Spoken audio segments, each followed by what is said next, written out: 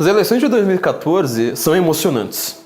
É um momento em que elas deixam de ser anódinas, deixam de ser aquele jogo de cartas marcadas. Naquelas eleições, ninguém sabia o que queria acontecer. Teve 7 viradas. 7 viradas.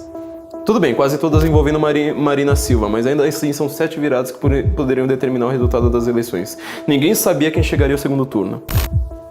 Dilma, que supostamente tinha conseguido se eleger, muito mais por causa do PSDB do que por causa própria, e que tinha a sua tentativa de transferência de carisma, de personalidade, de popularidade de Lula, ela tem um grande problema na sua frente. Quer dizer, o povo inteiro, aquele povo brasileiro que nunca se preocupou com ideologia, com o que é esquerda, com o que é direita, com o que é capitalismo, com o que é socialismo, com o que é essa participação popular, o que é representatividade, nada disso, de repente o povo acorda.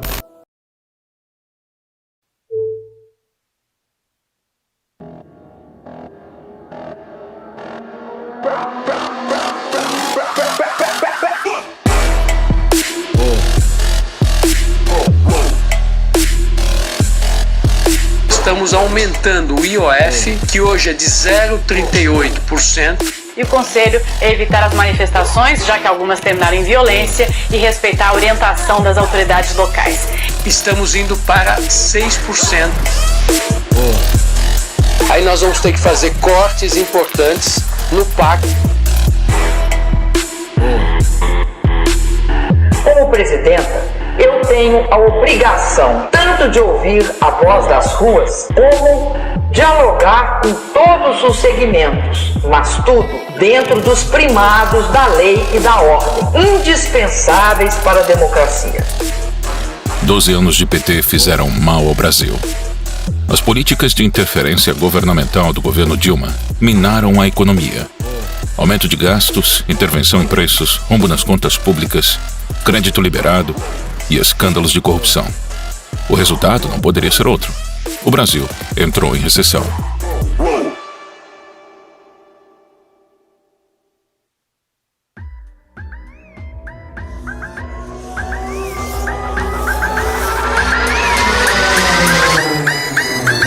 Prometo manter, defender e cumprir a Constituição. Promover o bem geral. E sustentar a integridade e a independência do Brasil.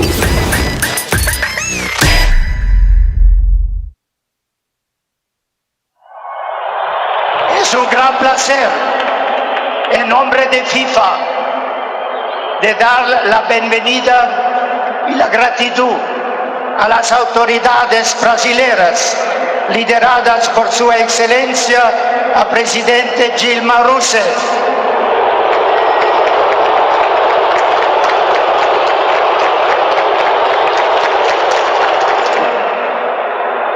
¿A dónde está el respeto y el fair play, por favor?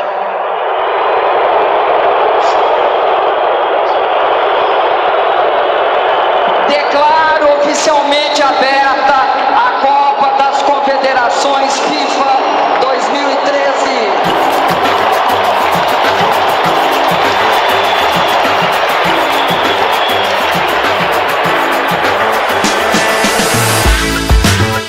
Durante os 4 anos do governo de Dilma, a economia brasileira teve o pior resultado em 5 anos, a maior inflação e o menor crescimento desde então.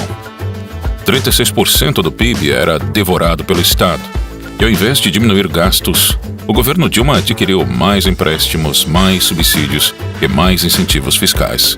Nos últimos 13 anos, o Partido dos Trabalhadores promoveu um inchaço do Estado brasileiro. Nesse período, o PT criou 40 empresas que aumentaram os gastos e ajudaram a provocar a crise fiscal do governo. A influente revista The Economist fez outra capa sobre o nosso país, desta vez perguntando se estragamos tudo.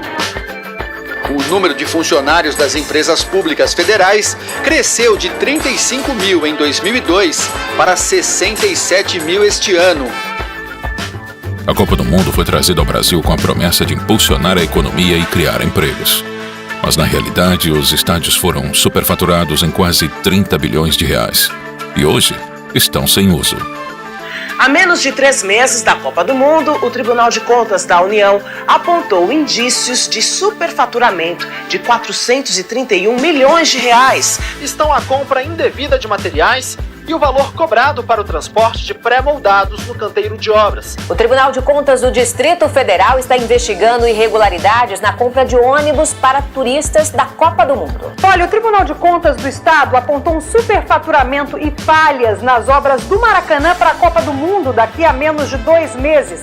Os hospitais absolutamente depredados, sucatados, os médicos mal pagos, o corpo clínico deixa a desejar, falta dedicação para os pobres, nem falo das escolas, nem falo da segurança, mas o Mané Garrincha já está em 1 bilhão e 500, ninguém diz nada. Mas o Brasil está botando dinheiro do meu bolso, do seu bolso, e depois não tem para o velho carente, que precisa de uma cirurgia, para a criança, para os pobres do Brasil. Protesto generalizado, olha aí, olha a correria, olha a correria. A popularidade da então presidente Dilma Rousseff era assustadoramente baixa. Seu desgoverno enfureceu a população. Em 2013, o aumento de 20 centavos nas passagens de ônibus motivou o início de uma série de manifestações.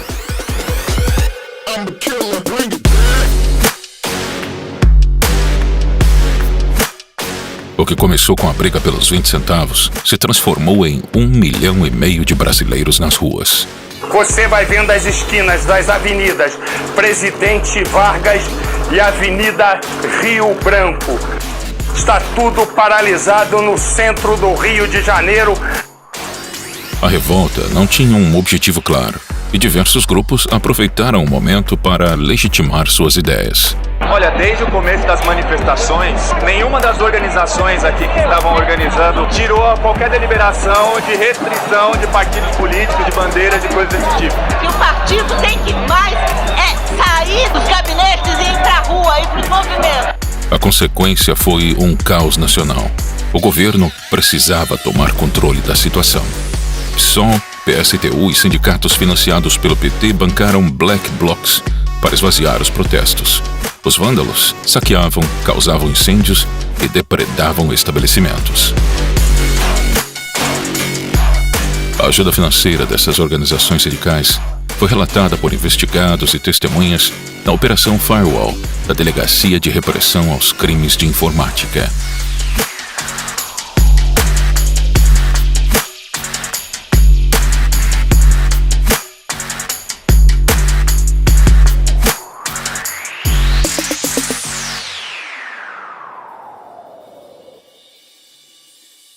O esquema de corrupção na Petrobras foi descoberto graças a outra investigação que colocou políticos e empresários na cadeia, o Mensalão. Documentos da Justiça Federal revelam que foi a apuração do esquema de compra de votos de parlamentares que levou à Operação Lava Jato. A eleição de 2014 foi muito parecida com a de 2006. A corrupção pautou as discussões daquele ano. Enquanto o Mensalão era descoberto, outro esquema de corrupção estava sendo montado: o Petrolão. Ele era 33 vezes maior que o Mensalão. Envolvia propinas das empreiteiras, lavagem de dinheiro, evasão de divisas e superfaturamento de obras. Tudo isso para abastecer os caixas do PT, PP e PMDB, funcionários das estatais e políticos. As diretorias eram nomeadas por partidos políticos e seus diretores aprovavam contratos com empreiteiras. Não demorou muito para que as grandes construtoras do país, que têm negócios com a Petrobras, acabassem no centro das investigações. Segundo o ex-diretor de abastecimento da Petrobras, o esquema funcionava da seguinte maneira: de um lado, as empresas se organizavam em clubes para aumentar os valores de seus serviços para obras. Do outro lado, Lula e Dilma, presidente e ministra-chefe da Casa Civil na época, indicavam os diretores da estatal e eles cobravam propinas das empreiteiras para fechar contratos com preço acima do mercado. Em média, cada contrato era superfaturado em 3%. Se o valor da obra fosse 1 bilhão, era pago 1 bilhão e 30 milhões para as empreiteiras. O esquema foi descoberto pela Operação Lava Jato antes do período eleitoral. Alberto Youssef, o doleiro envolvido com a evasão de divisas, afirmou que Lula e Dilma tinham conhecimento do roubo da Petrobras. O doleiro Alberto Youssef declarou à Polícia Federal que a presidente Dilma Rousseff e o ex-presidente Lula sabiam do esquema de desvios de recursos para partidos políticos na Petrobras. Eu acredito que eles tinham conhecimento, no meu entendimento, do que acontecia. E você entende que esse esquema serviu aos interesses do governo? Serviu aos interesses do partido, automaticamente dos partidos da base aliada. A destruição da economia brasileira não parava por aí. O PT também roubava o Brasil, ajudando seus amigos políticos do exterior. O BNDES, um banco público, financiou de 2003 a 2015 as maiores empreiteiras do país para trabalhar fora do Brasil. Obras na Venezuela, Cuba, Peru, Argentina e na República Dominicana foram financiadas pelo Banco Nacional de Desenvolvimento, o BNDES. Todos esses países tinham governos autoritários e participantes do Foro de São Paulo.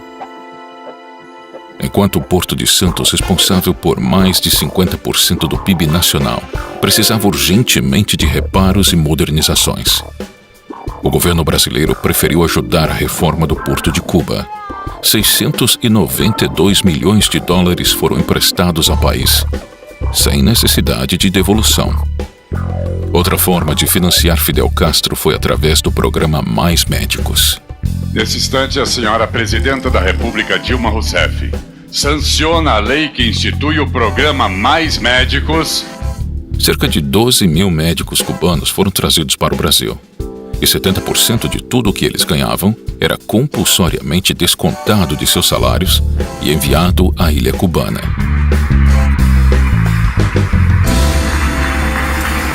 E assim começaria a disputa presidencial de 2014.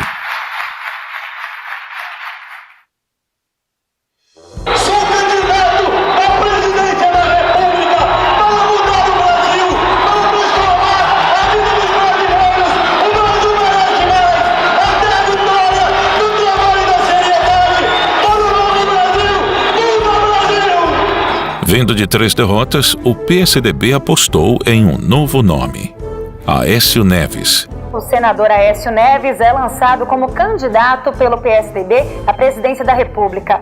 O anúncio foi feito na convenção do partido em São Paulo, que contou com lideranças da legenda. Ele havia sido governador de Minas Gerais em 2002 e reeleito em 2006 com a maior votação já registrada no estado. Em 2010, se candidatou ao Senado e foi o terceiro mais votado do país.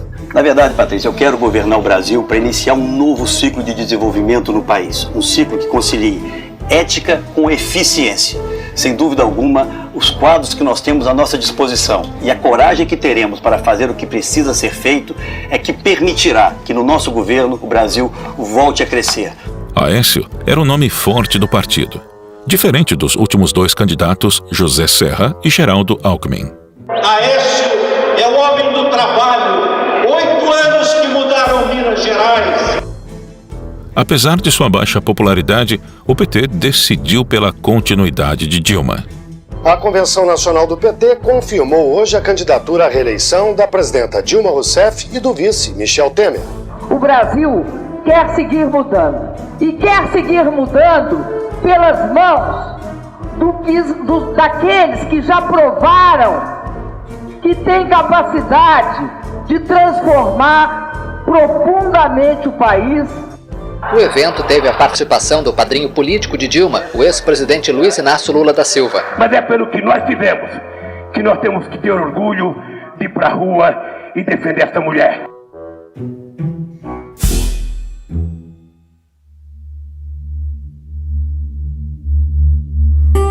O terceiro nome daquela eleição era Eduardo Campos, do Partido Socialista Brasileiro.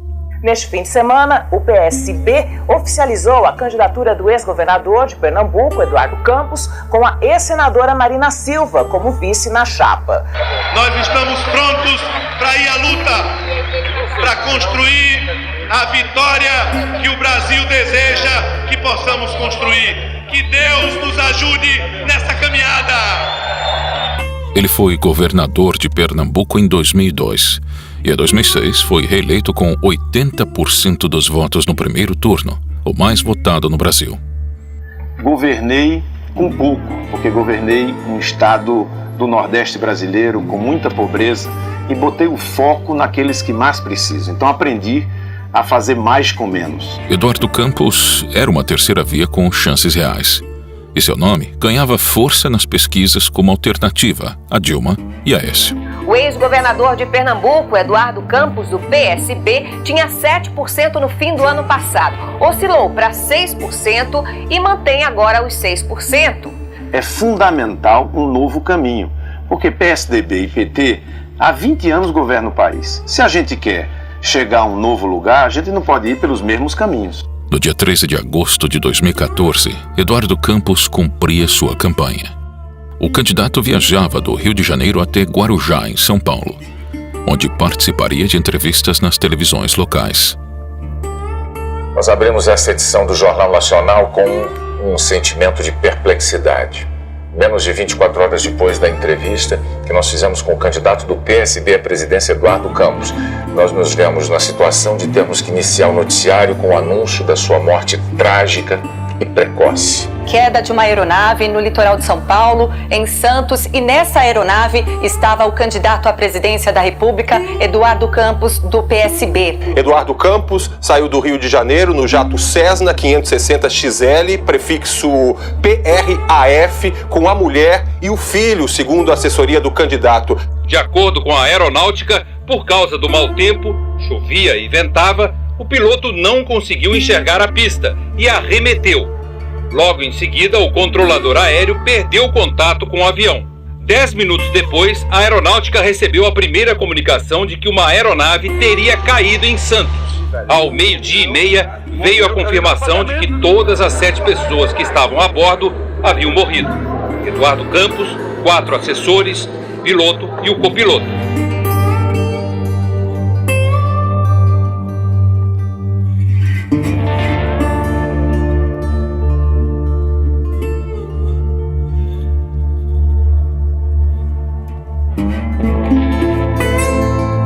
Essa é, sem sombra de dúvida, uma tragédia que nos impõe luto e profunda tristeza. 5 dias depois, o PSB anunciou que Marina Silva substituiria Campos na disputa pela presidência. O PSB oficializou Marina Silva como candidata à presidência e Beto Albuquerque como vice. É que a gente possa renovar a política, de que a gente não desista de ter na política aquilo que os brasileiros tanto querem, que é vê-la a serviço de resolver os principais problemas do cidadão. Faltando 2 dias para a votação, Marina Silva e Aécio Neves disputavam a vaga para enfrentar Dilma Rousseff no segundo turno. De acordo com a última pesquisa, Marina tem agora 24% das intenções de voto. Já o candidato Aécio Neves, do PSDB, que tinha 18% das intenções de voto, passou a ter 20%, de acordo com a pesquisa divulgada no dia 30 de setembro. Agora, Aécio Neves aparece com 21% das intenções de voto.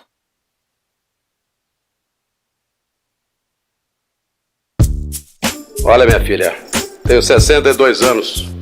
Pelo que eu vi na vida, 2 iguais não fazem filho. E digo mais, desculpe, mas aparelho excretor não reproduz. É feio dizer isso. Você propõe que o jovem consuma maconha. Isso é crime. Mesmo sem chances, outros candidatos entraram na corrida presidencial. Luciana Genro, Levi Fidelix, Eduardo Jorge e Pastor Everaldo foram alguns dos nomes que se destacaram. O senhor pode fazer uma pergunta, pastor, sobre Previdência. Senador, o que o senhor tem a me dizer sobre a Previdência no Brasil? Que você, se fosse presidente, precificaria o carbono como e por quê? Não entendi o teu risinho quando perguntaste se eu fosse presidente. Eu posso sim ser presidente. Auditar a nossa dívida, botar ela numa ressonância, ela vai sair magrinha, parecida com você. Segundo, porque o senhor é de um partido que tem promovido a corrupção, que tem, inclusive, se beneficiado dos financiamentos de campanha da mesma forma como o PT da candidata Dilma e o PSB da candidata Marina. Em primeiro lugar, que saudar o retorno da candidata Luciana Genro às suas origens, atuando aqui como linha auxiliar do PT. Com todo respeito, linha auxiliar do PT, uma ova, candidato Aécio. Você está aqui como candidata à presidência da República. Você não deve ofender os outros sem conhecer do que está falando. Acusações levianas em véspera de eleição não servem a um debate desse nível. Lamentavelmente, você não está preparada para disputar a presidência da República. Mas naquele ano foi Levi Fidelix que roubou a cena. Prefiro não ter esses votos, mas ser um pai, um avô que tem vergonha na cara, que instrua seu filho, que instrua seu neto. Envergonha você, cara. Você, porque você está praticando apologia a crimes, a jovens que estão indo para clínicas de aborto se matarem. Isso é uma vergonha para um candidato a presidente da República. Mas eu, presidente da República, não vou estimular. Se está na lei, que fique como está, mas estimular jamais a união homoafetiva. Você já imaginou, o Brasil tem 200 milhões de habitantes. Se começarmos a estimular isso aí, daqui a pouquinho vai reduzir para 100. Vai para Paulista e anda lá e vê. É feio o negócio, né? Porque nós temos que ter famílias tradicionais, que também a Constituição Federal, no artigo 226, prevê o homem, a mulher, filhos. O Brasil está pagando mais de R$1 bilhão a Cuba para trazer 13 mil cubanos. Se pudéssemos, com esse mesmo dinheiro, pagarmos R$10.700, que é exatamente o que a Associação Médica Brasileira pretende para que os médicos possam trabalhar na periferia e no interior, seria realmente o ideal. O Evo Morales vai mandar mais cocaína para cá com essa grana. Cuba vai fazer mais porte Mariel para contrabando. E ela louca da Cristina Kirchner, lá da Argentina, vai importar mais carros da China e menos do Brasil, gerando então problemas para a nossa nação. Faltando alguns meses para o primeiro turno, Dilma Rousseff se envolveu em uma crise. Um vídeo divulgado pelo site do jornal O Estado de São Paulo mostra um deputado do PT de Minas Gerais declarando que os petistas dos Correios ajudaram a conseguir votos para a presidente Dilma no estado. Em um vídeo obtido pelo jornal, o deputado estadual pelo PT de Minas, Durval Ângelo, diz que as campanhas à presidência de Dilma Rousseff e de Fernando Pimentel ao governo estadual, ambos do PT, conseguiram crescer com a ajuda dos petistas dos Correios e que a presença da empresa estatal em várias cidades contribuiu para as campanhas. Se hoje nós estamos em 40% em Minas Gerais, tem dedo forte dos petistas dos Correios. Esse tipo de prática deve ser condenada pela sociedade e principalmente pela justiça eleitoral. Os Correios em Minas Gerais, durante toda a campanha, não cumpriram com a sua responsabilidade, cometeram um crime e não enviaram as correspondências da nossa campanha. Mas o uso indevido dos Correios não abalou a candidatura do PT. No dia 5 de outubro, a previsão se confirmou. Dilma recebeu 42% dos votos e Aécio 33%. O resultado, 99,89% das urnas apuradas, Dilma Rousseff do PT aparece com 41,59% dos votos e Aécio Neves do PSDB com 33,56% dos votos. Ou seja, segundo turno entre Dilma Rousseff e Aécio Neves.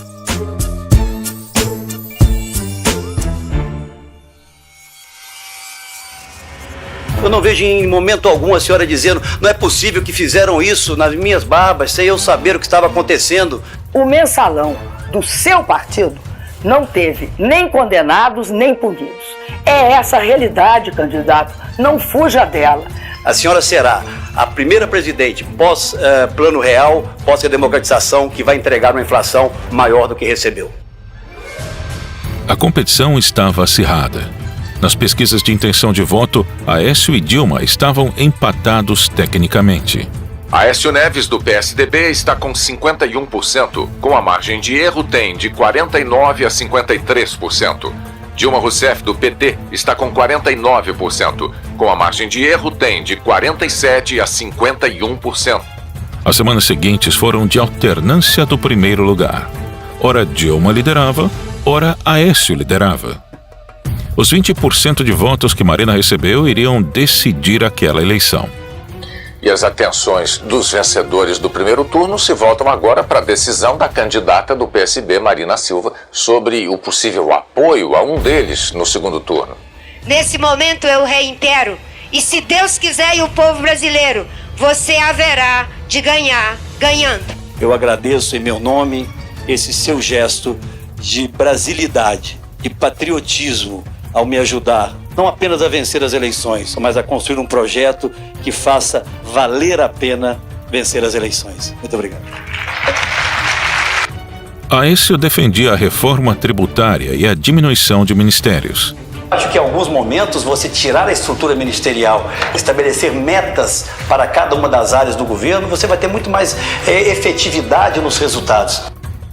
Prometeu também a não repassagem de salário dos médicos cubanos ao governo de Cuba. E apesar de parecer defender um Estado menor, afirmou que ampliaria o Minha Casa Minha Vida e que transformaria o Bolsa Família em política de Estado. Eu quero tranquilizar a todas as brasileiras e a todos os brasileiros, porque nós não vamos apenas manter o Minha Casa Minha Vida, nós vamos aprimorá-lo, focando especialmente as populações de mais baixa renda. Eu vim aqui hoje dizer que no nosso governo o Bolsa Família vai continuar, em determinados casos vai ser ampliado. Dilma confirmou que continuaria as políticas de consumo e aumento de programas sociais. E prometeu não aumentar a luz, nem os juros, combustíveis, impostos e transporte público. Também garantiu que não cortaria as verbas da educação e nem da saúde. Temos baixado juros, reduzido impostos, facilitado o crédito e aberto, como nunca, as portas da casa própria para os pobres e para a classe média. A disputa de 2014 era entre a esquerda e a centro-esquerda. Eu disse na campanha eleitoral, e repito para você aqui, Thales, para a direita não adianta empurrar que eu não vou. Os debates do segundo turno ficaram marcados pela confusão mental e despreparo de Dilma Rousseff. E acredito que, a partir de segunda-feira, vai desaparecer essa acusação. Agora, eu não vou deixar que ela desapareça. Dos 180 bilhões, outra constatação é que nos 10 anos do governo do senhor e do próximo governador, e é todo o pessoal que deve ter acompanhado esse debate, porque eu tenho certeza que ele foi muito, mas muito olhado, muito assistido. Aécio explorava o escândalo do Petrolão e Dilma o atacava com os desvios de verba da saúde de Minas e a construção dos aeroportos no governo do Tucano. E a senhora e o ex-presidente Lula tinham conhecimento da corrupção na Petrobras. Dou oportunidade à senhora responder aos brasileiros. A senhora sabia, candidata, da corrupção na Petrobras? Seria importante também que o senhor relatasse para o telespectador o que ocorreu em Cláudio, quando o senhor construiu um aeroporto na fazenda de um familiar e entregou a chave para ele. A nossa principal empresa pública hoje tem o seu principal diretor preso e o governo da candidata Dilma Rousseff, ao invés de permitir que a CPI e as investigações ocorressem de forma adequada, tenta manipular as informações. Quando o governo de Minas foi dirigido pelo senhor, vocês não cumpriram o que manda a Constituição, que é destinar um mínimo para a saúde. Desviaram em torno de 7,6 bilhões de reais, é o que diz o Tribunal de Contas do Estado. No dia da eleição, o clima do Brasil era de indecisão. As pesquisas não mostravam nenhum candidato com vantagem. A vitória foi disputada voto a voto. Segundo o Datafolha, os dois candidatos estão tecnicamente empatados, no limite da margem de erro. E o resultado indica a diminuição da vantagem de Dilma sobre Aécio em comparação com a pesquisa realizada no meio da semana.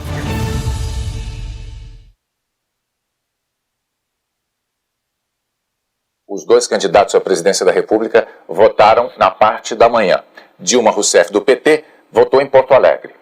É nesse exercício do voto que as pessoas podem externar suas opiniões, ter uma clara opção em relação qual é o caminho que querem que o Brasil siga no futuro. Muita confiança, uma confiança serena, né, de quem fez o bom combate. Nesse instante, a minha palavra é essa, é de agradecimento, é de confiança, mas, sobretudo, de respeito à vontade do dos brasileiros, qualquer que seja elas. O TSE mostrava Aécio na frente com 88,9% das urnas apuradas. Mas faltando pouco para o encerramento, Dilma conseguiu a virada. Às 7h32, só o restrito grupo testemunhou o momento decisivo da eleição. A candidata do PT ultrapassou o candidato do PSDB e assumiu a liderança. Quando finalmente, às 8h02 da noite, o país tomou conhecimento do segredo das urnas, Dilma já liderava por mais de 2 milhões de votos. Continuou na frente e, a partir daí, o Brasil apenas viu a presidente manter a liderança e às 8h27 ser oficialmente declarada reeleita. Apesar da virada, a reeleição de Dilma teve sua legitimidade questionada. A apuração dos votos foi feita de maneira secreta e não teve a participação de nenhum integrante do PSDB. A lei requer a presença dos dois polos para ser uma eleição válida, e apenas petistas participaram da apuração. E mais, o presidente do TSE era Dias Toffoli. A oposição apontou que ele tinha sido advogado do PT nas campanhas de 98, 2002 e 2006, e que, por isso, o petista não poderia coordenar o processo eleitoral por conflito de interesses. As urnas eletrônicas usadas na eleição também foram questionadas. Mas tem algo que está na cabeça do povo. Eles não acreditam nas nossas urnas eletrônicas. Assim sendo, eu tenho já apoio de alguns líderes. A emenda número 10 permite o voto impresso ao lado da urna eletrônica. Não precisa ter havido fraudes aqui e ali. A apuração secreta é fraude. Está entendendo? Porque se você não tem meio de verificar os votos, pronto, acabou. Você não é válido. Uma apuração secreta simplesmente não é válida. Agora, você veja, o sistema hegemônico chegou a tal ponto que o pessoal aceitou isto. Então entra naquele negócio do Stalin, falando, não interessa quem vota, interessa quem conta os votos. E eles mesmo controlam, são, parece que 23 pessoas apenas. Não é isso? Então, o sistema é fraudulento em si. Não precisa ter havido fraudes pontuais para piorar o negócio.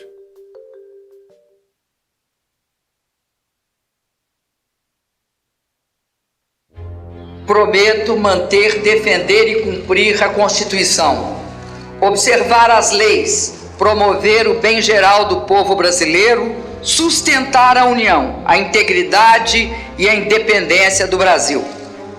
Assim prometo.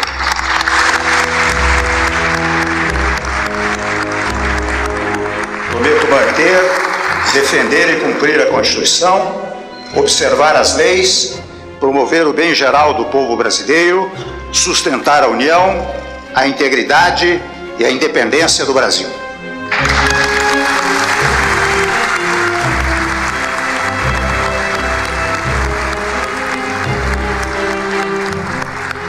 Declaro empossados nos cargos de presidenta e vice-presidente da República a excelentíssima senhora Dilma Rousseff e o excelentíssimo senhor Michel Temer, respectivamente, para o período de 1º de janeiro de 2015 a 31 de dezembro de 2018.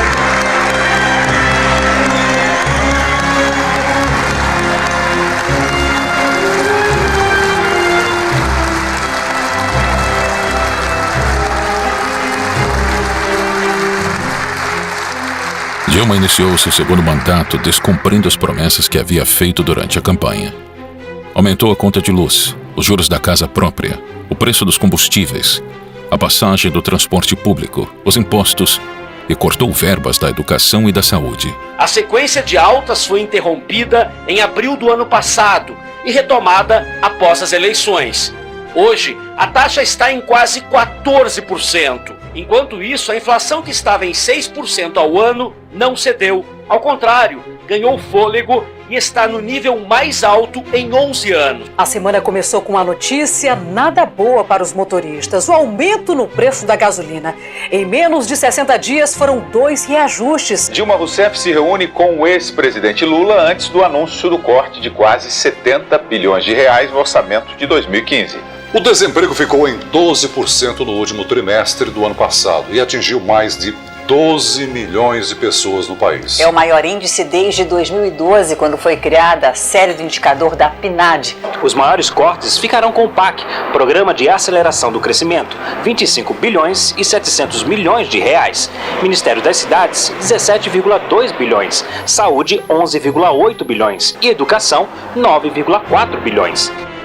Nos dias 15 de março, 12 de abril, 16 de agosto e 13 de dezembro de 2015, os brasileiros foram às ruas pedindo o impeachment da presidente. 200 mil pessoas nesse momento na Avenida Paulista. 200 mil pessoas, segundo a Polícia Militar. Já é a maior manifestação popular do Brasil neste domingo.